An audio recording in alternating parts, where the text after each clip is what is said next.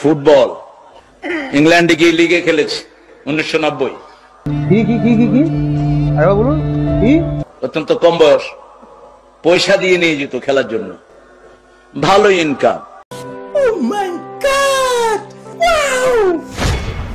ওই টিচার শ্রেষ্ঠ টিচার, আমি অক্সফোর্ডের 3 বার শ্রেষ্ঠ টিচার হয়েছি।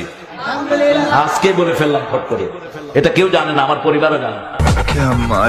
ব্রিটিশ একজন মডেলকে আমি কালেমা পড়ালাম, ব্রিটিশ মডেল ছিলেন তিনি। তখন আমি ব্রাইটন ইসলামিক সেন্টারের খতিব, 90 সাল। সঠিক বলেছেন, আপনার বুদ্ধি ভালো।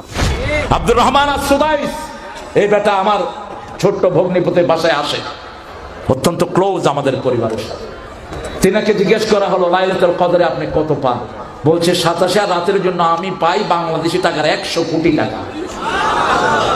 তরে কইছে তুই বেশি জানোস।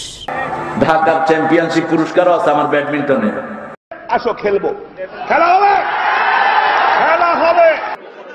গত 2 সপ্তাহ আগে সৌদি রিয়াদের একজন ইমাম একটা বই নিয়ে আমাকে এসে বলছেন, আমি ওই যে আল্লাহকে চাঁদে দেখেছি সৌদি আরব থেকে।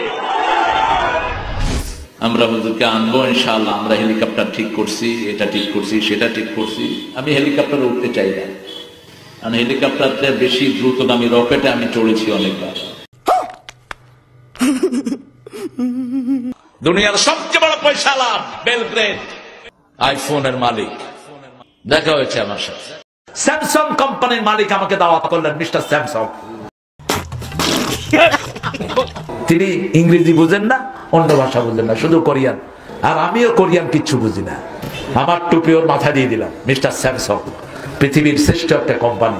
ডোনাল্ড ট্রাম্প, এই ডোনাল্ড ট্রাম্প আমার সাথে অনেকবার সাক্ষাতের অবস্থা হয়েছে, আমি যাইনি।